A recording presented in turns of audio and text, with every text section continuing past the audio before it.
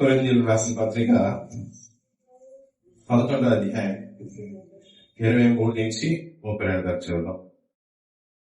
నేను మీకు అప్పగించిన దాన్ని ప్రభు వలన పొందితిని. ప్రభువైన యేసు అప్పగింపబడిన రాత్రి ఒక రొట్టె తెచ్చుకొని కృతజ్ఞతాస్తుతులు చెల్లించి దాన్ని విరిచి, ఇది మీ కొరకైన నా శరీరము, నన్ను జ్ఞాపకం చేసుకున్నట్టుగా దీన్ని చేయడం చేశాడు. ఆ ప్రకారమే భోజనమైన పిమ్మట ఆయన పాత్ర ఎత్తుకొని, ఈ పాత్ర నా రక్తం వలన కొత్త నిబంధన, మీరు దీనిలో త్రాగినప్పుడల్లా నన్ను జ్ఞాపకం చేసుకుంటే దీన్ని చేయడం చేశాడు. మీరు ఈ రొట్టె తిని ఈ పాత్రలో త్రాగినప్పుడల్లా ప్రభు వచ్చే వరకు ఆయన మరణను ప్రచురించదు. కాబట్టి ఎవడు అయోగ్యంగా ప్రభు యొక్క రొట్టె తినో లేక పాత్రలోని త్రాగునో వాడు ప్రభు యొక్క శరీరముకు గూర్చి రక్తం గూర్చి అపరాధి. కాబట్టి ప్రతి మనుషులు తాను పరీక్షించుతారు. జలాలు చేసి రొట్టె తిని ఆ పాత్రలోకి త్రాగుతారు. ప్రభు బల్లను కూర్చిన వచనాలు సువార్తల్లో మత్తయి, మార్కు, లూకు చెప్పారు.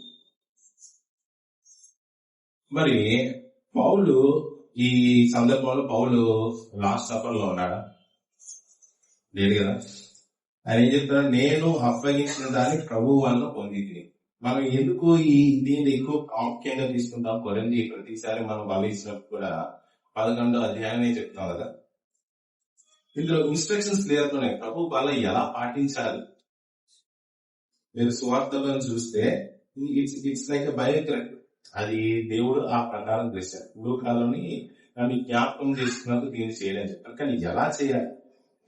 ఇదేంటంటే మనం పరీక్షించుకొని యోగ్య రీతిలో దీన్ని పొందుకోవాలి, ఆచరించాలి.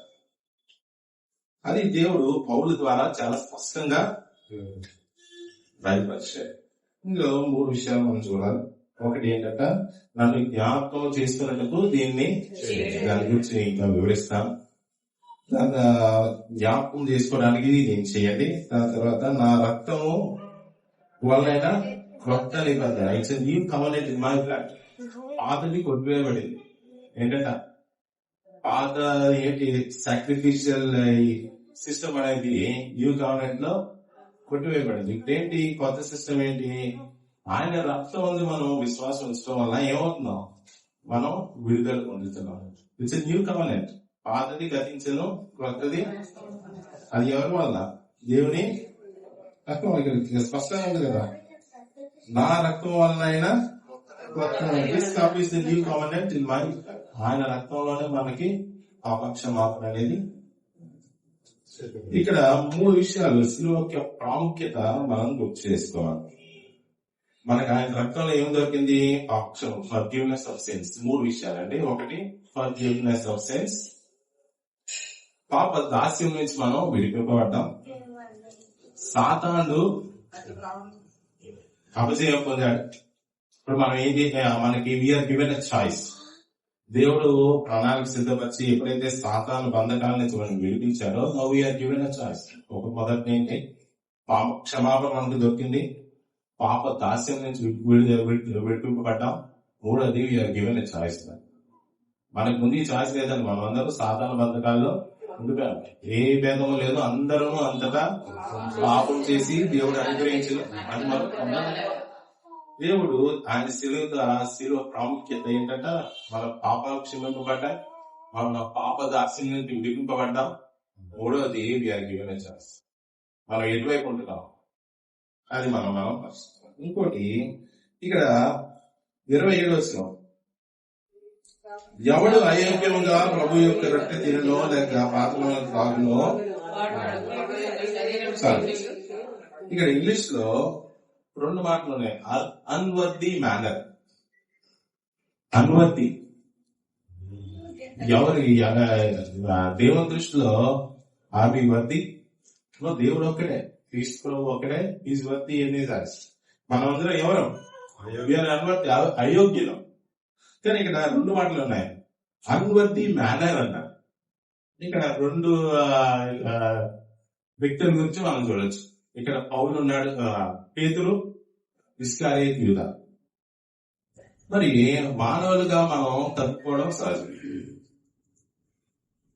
పేతురు ఏం చేశాడు? దేవుడు తెలియదని ఏం చేశాడు? బొంకాడు కదా.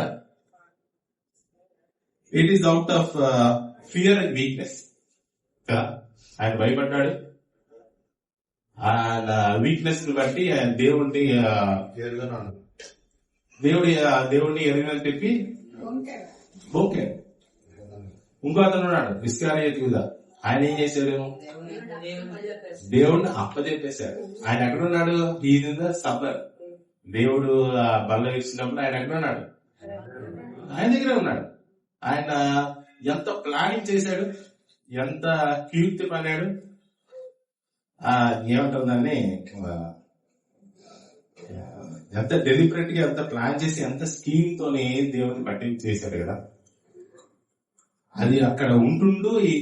ఎప్పుడైతే ప్రభు వారు వచ్చి శిష్యుల పాదాలు కడిగి తుడిచినప్పుడు ఎంత మార్పు అయినా రావాల్సింది. ఆయన ఏం చేశాడు? మార్పు పొందాలి కదా. ఇది అన్వర్తి మ్యానర్. అంటే మనం శోధనకుంటా వెళ్ళిపోతుంటాం, మనం పడిపోతుంటాం. కానీ మనం సరి చేసుకొని ప్రభు దగ్గరికి వచ్చినప్పుడు మనం ఆయన కొరకు నిలబడతాం, వాడబడతాం. పేరు ఎలా వాడబడ్డాడు తర్వాత వర్ది మేనర్. ఎప్పుడైతే మనం దేవుని దగ్గరికి వస్తామో ఈయన వర్ది మేనర్, అయోగ్యంగా కాకుండా యోగ్యంగా వచ్చినప్పుడు ఏం చేస్తారు? వాడబడతాం. ఇస్కారియోతు యూదా ఈ కేమ్ ఇన్ అన్వర్ది మేనర్. ఏం చేశారు? అతనికి తెలుసు అది తప్పని, కానీ ఏం చేశారు? తను సరి చేసుకోలేదు. అదే వాళ్ళు సూచిస్తా ఉంది. మనం ఏంటంటే యోగ్యంగా వాళ్ళు పంచుకోవాలి. మనం ఏదైతే దేవునికి విరోధంగా ఉందో విడిచిపెట్టాలి.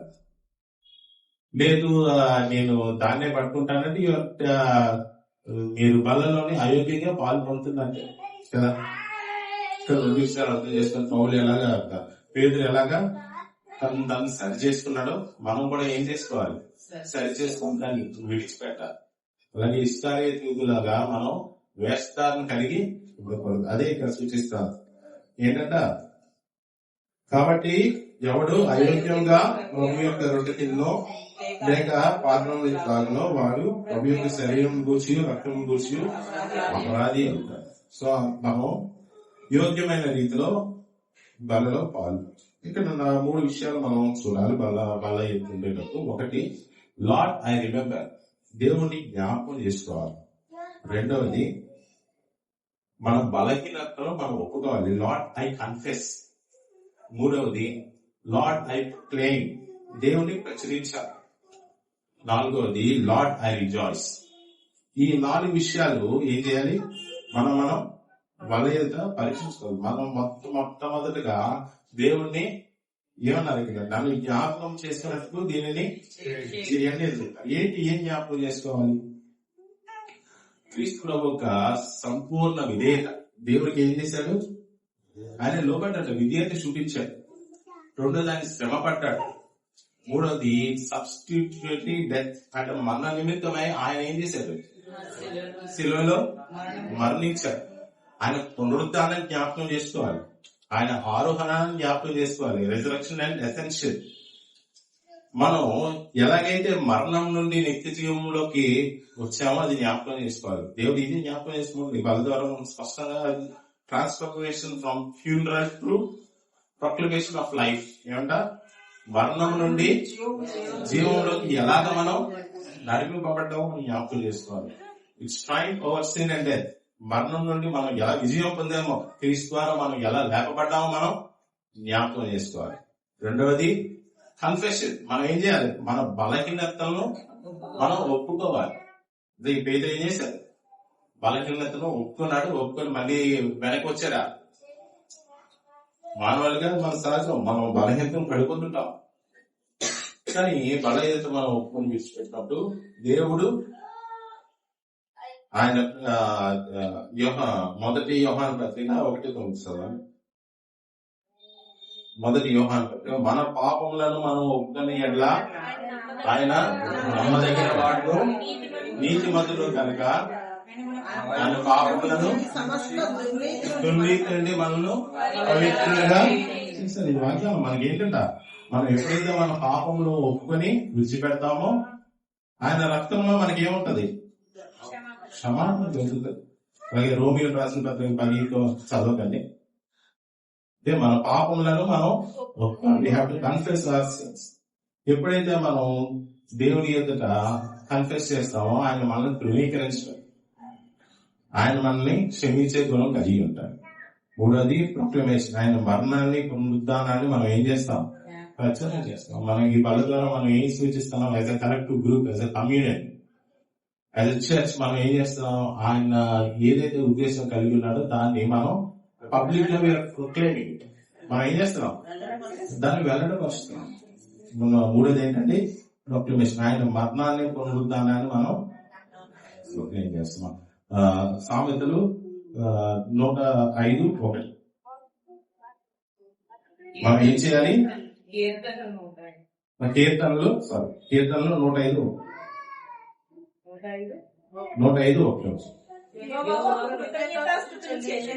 చెల్లించి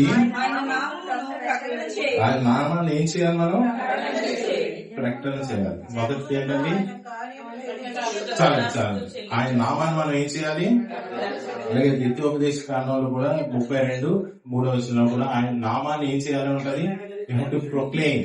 మనం ఏం చేయాలి? ఆయన నామాన్ని ప్రచురణ చేసేవారుగా ఉండాలి. అదే మనకి మన బల సూచిస్తా ఉంది. ఇంకోటి మొదటి ఏంటి? We have to remember.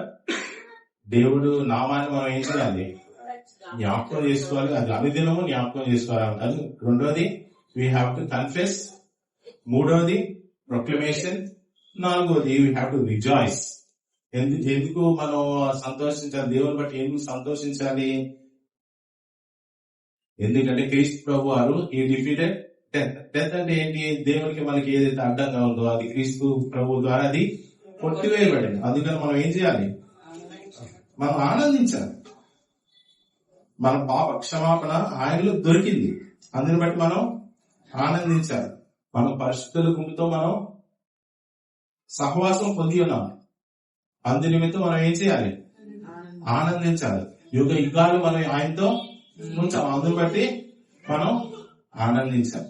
ఈ 4 విషయాలు బట్టి మనం పరీక్షించుకొని, మొదటిది ఏంటంటే మనం జ్ఞాపకం చేసుకోవాలి, మన బలహీనతను ఒప్పుకోవాలి. మూడోది ఆయన నామాన్ని ప్రశ్నించాలి. నాలుగోది మనం ఆనందించాలి. ఈ 4 విషయాలను బట్టి మనం పరీక్షించుకొని యోగ్యమైన రీతిలో బలలో పాల్పంపులు. ఒక నిమిషం పాటు మనం పరీక్ష చేసుకుందాం. పరిశుద్ధాత్మలో 2 వ్యక్తులను రక్షణ చేశారు.